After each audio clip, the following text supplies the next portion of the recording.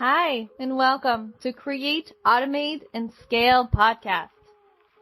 Tune in to this inspirational, straight to the point, relatable content for entrepreneurs to help you mastermind the everyday hassle, give you business tips, networking opportunities, shameless money talks, and scaling secrets. Created to support you, to support coaches and course creators just like you, to help you take action, stop trading dollars for hours, and explode your business. It's time to hit that six-figure and beyond. Let's go!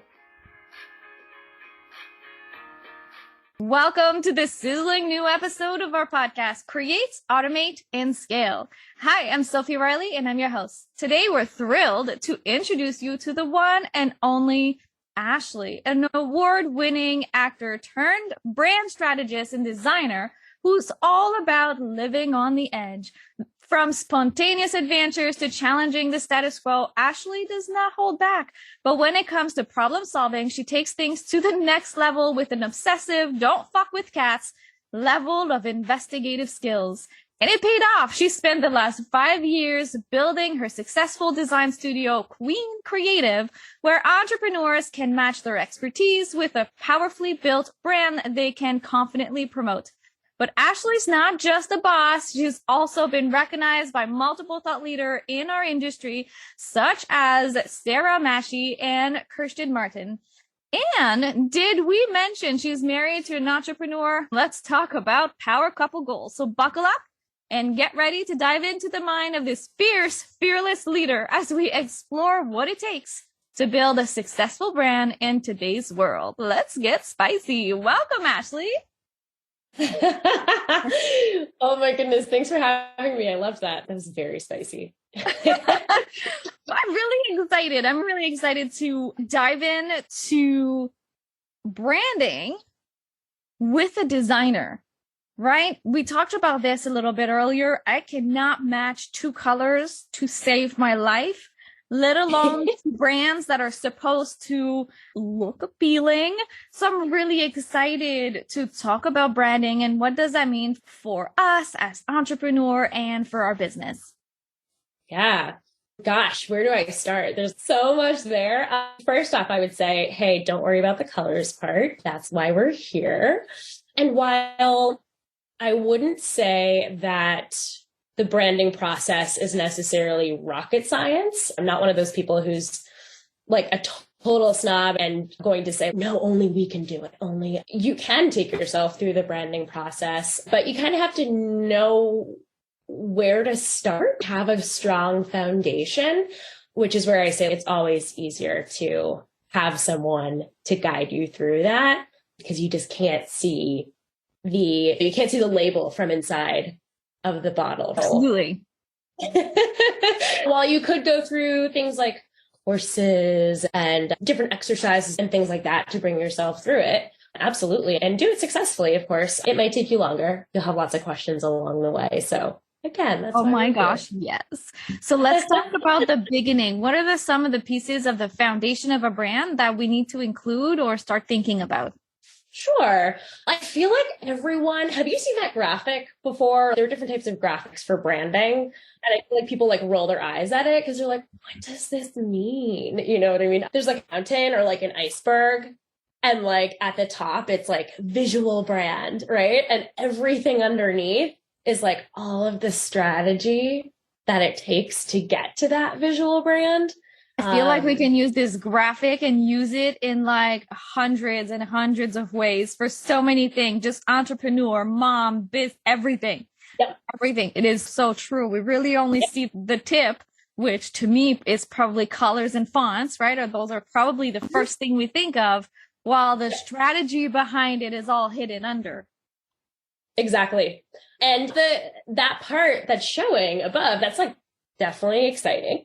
It's tangible, like you can see it, right? But everything like underneath that is really important. And when I began this journey, like I had seen that a few times probably, and I just didn't really know what it meant. And like thinking and hearing the word strategy made me break out into cold sweats. I was like, what is that? It feels so like nebulous and ooh. And so I was like, anyway, I'm just going to stick to this design part because this is so great. And like, I love how pretty everything looks, and began my journey just with the design part, and quickly found out through a year, thanks to Sarah Massey, someone you mentioned before, thanks to a year of, I think I had 35 clients and 62 intensives, which is like a lot. That's a lot of work. Yes, I wouldn't suggest it. In that short period of time, like I had the chance to learn firsthand the hard way why strategy is so important. And why you can't start at just the tip of the iceberg, because you might end up with something really pretty, but the substance underneath it, like it's going to be shallow, as harsh as that might sound. Like without the strategy underneath it, it's going to be shallow. You're not going to really know why you're using certain things. And that's where we get into like clients just changing a color just because, or oh, let me mess with that design in Canva, or like something. It's shallow. You don't know why it's there. You don't know why you're doing it. So things just change all the time. There's no consistency. That makes sense. When I ignored branding, aside like picking colors and changing them every time I felt like it, almost like I changed an outfit, I changed my colors. It was terrible. Yeah. I'm so guilty of this. I got bored. Different season, different colors. So it's almost like a mood thing. But what I realized, my first clue that I had to dive into branding more on the strategy level, is that my entire company was welcoming clients that were not aligned with me, with my values. They were not my ideal client. And we both have those. I see you shaking your head. We both have those. And it took me a few months, and I was like, okay, I need to change my marketing. I need to change this. And then I was like, okay, I need to change all of my values in my business. And it took me a few months, I'm not going to lie, to even realize that this was all my branding. Like months. A lot of months. No, it's totally fine. And that's much quicker than a lot of people. Like, honestly, I think that level of awareness through that time is great. I always try to tell people, like, before you pay a lot of money to switch out all of these like external things, again, eye roll moment, but it's really true. Like, you're probably going to want to look within underneath everything to see what's going on there. Like in your case, if you're not attracting the right fit clients, what about the things like within your strategy, which you might not even refer to it as that, but what decisions are you making? What, the things underneath that we have to consider that touch like every part of your business, operations, right? Marketing, sales, like everything, right? All of that, we have to look at how you're positioning yourself.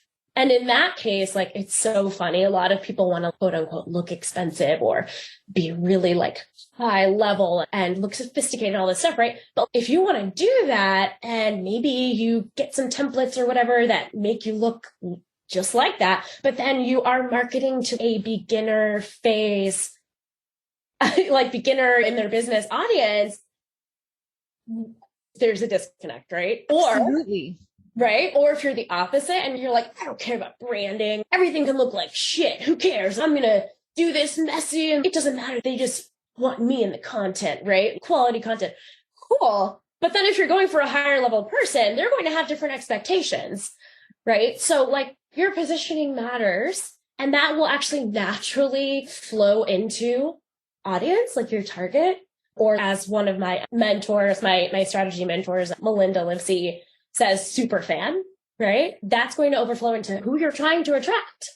And then lastly, your messaging, right? So they're all interconnected. They're like all different, but they're connected. And so if one of those things is out of alignment, you are probably going to be attracting the wrong people or not attracting anyone at all, or putting out a ton of content, but it's the wrong content.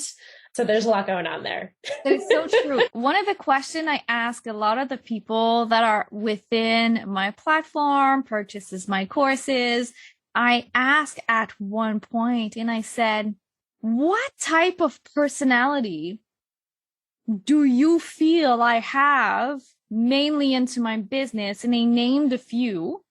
And I will say that 90% just labeled me as like the business bestie. Like you're just everybody's best friend and you're just going to help everybody no matter what. Hey, partly true, but I love helping people who love to help themselves. So if you help themselves and you're working hard, I am there for you 100%. If you just think that this is going to be easy and Sophie's just going to do the work for you if you ask a question, because you can tell when people are not doing the work and are, I'm going to use using, okay? So they're taking advantage of you in the work. You can tell the people that are working really hard. I will help you if you're helping themselves. And I know every time if you're working on your business or by the questions you're asking or if you're not. So this was one of my biggest disconnect with my business. Sophie's just going to fix my problems. Yep. And those are two very different people. completely, this is when the light bulb went on. I was like, shirt balls, I have to change my branding and my marketing. The whole message is wrong. I have to onboard people differently. But after that, like if I was to look at my business before and after, I'm going to be honest, I still haven't picked my colors, but I fixed the rest. Okay, we are laughing. Like I got these glasses and because I'm so good with colors, I went to pick my curtains. Now my curtains match my glasses. I don't know that this is how you're supposed to match colors. So this is my design abilities. That's okay. That's a great segue though into something that I talk to my clients about, and I'm going to be like building into more of my content and everything, but your preferences, right? You have preferences as a human being. Of course you do. You clearly you love yellow. Like your glasses are yellow. They're beautiful and makes you look all alive and full of sunshine, right? Yes. And then you were like, oh, I love this. So I'm going to also get my curtains in a matching color or pattern or whatever, right? And so that's fine. That's totally fine. But I feel like you want to leave the preferences to like your personal stuff, right? That's not to say that you won't love your brand. Usually with the people that I work with, like they love their brands, right? When we build out the new visual strategy or whether we're rebranding or whatever, but keep it to the personal stuff. And when you're doing your branding work, the reason why I started making the strategy required in my design work is because you will come out with a completely different visual strategy than if you just say, my favorite shirt is yellow. And so I definitely want that to be my primary color. Like we're acting like colors don't have meaning and significance, and they're not everything. They tie into a lot. But once you have that strategy down and, you know, you have a good understanding as the client of what your business is all about, you're going to make different decisions because ultimately your business is not for you. If it is, it's a hobby, right? It's okay that it's for you, but really you have an audience. You're trying to reach out to people who maybe are very similar to you, but still it's not you. And so once you do that work of connecting with your audience and stuff, you're just going to make different decisions that are not based, or at least not really, I don't think you would want them to be based on just you and your own preferences. That is such an amazing way to put the branding. I've never heard that before. The branding is not for you. It's for your business, for your clients. I love that. I'm slightly obsessed. Now, talking about design, now I'm assuming once you put all of this effort and you understand the why behind the colors, that for me completely makes sense. Now I understand why the colors are there. I understand why the fonts are there. I understand why I'm using certain pictures and certain content. Now, I work with a lot of tech and a lot of funnels, and there's also psychology with the button and taking action. And often I will work with someone, I'll say, hey, Sophie, my funnel is not converting. What could I change? And I immediately will go look at the button and say, listen, the light color or the light blue, or it doesn't really pop off your page. Can we pick a color in the yellow, green, pink, or red, or something that pops? And they refuse. It's not in the brand colors. So can we touch on it a little bit? That is so interesting. Okay. So I thought about that and I had a quick thought. I totally get them. These are not my brand colors. I don't want to. But so something that you can do, depending on what's in the, like if there's a banner photo or if it's like another color, and maybe for many different reasons, just accessibility reasons, right? They're like not contrasting enough, or it's just like you said, it's just not popping. What you can do is take your brand colors and you can basically go lighter or darker. And there's a great website for that. It basically takes white out of it, right? Or it adds more black, or it takes black out of it so that you can get brighter or darker. There's a website called 0to255.com. Great resource. Yeah, you can check that out. And it just starts with your color.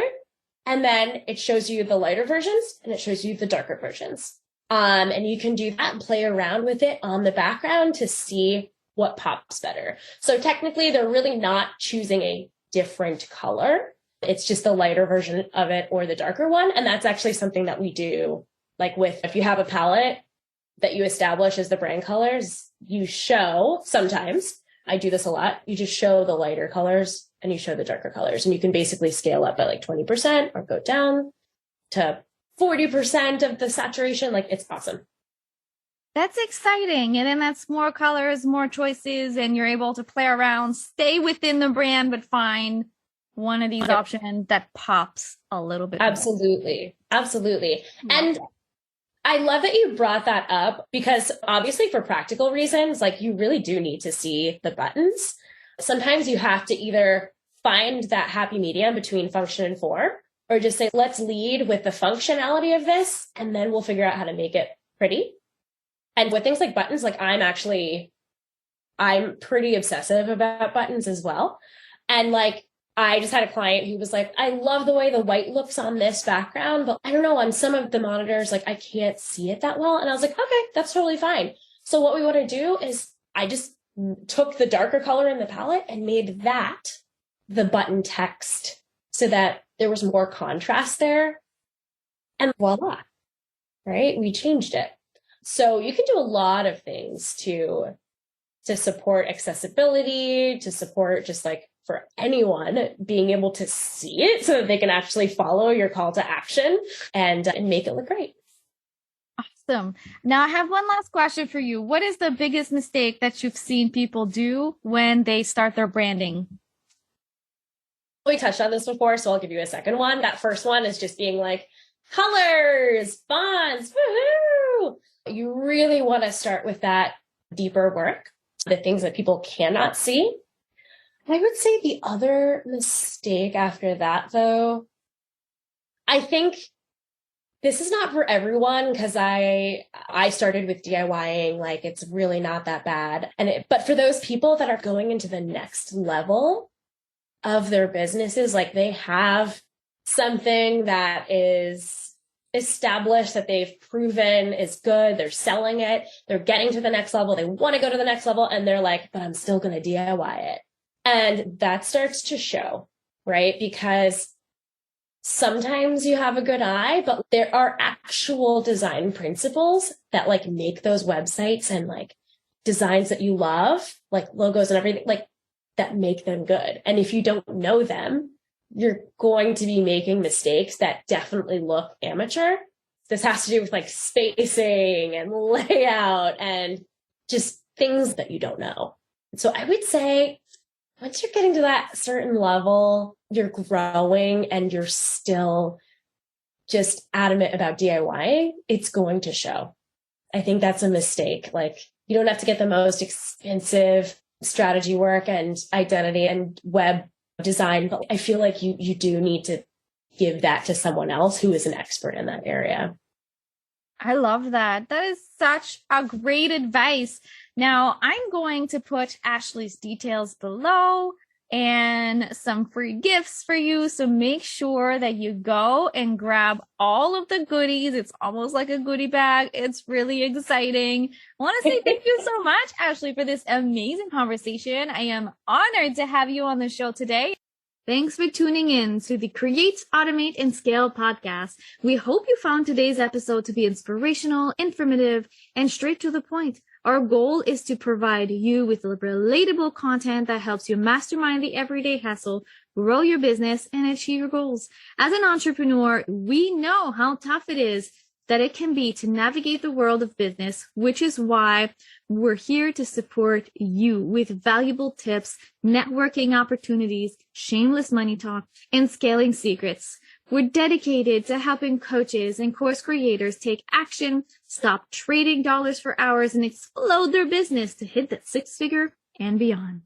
Make sure you subscribe to our podcast to stay up to date with the latest episode, and feel free to leave a review or reach out to us with any feedback or questions that you may have. Thanks for listening, and we'll catch you in the next episode of Create, Automate, and Scale.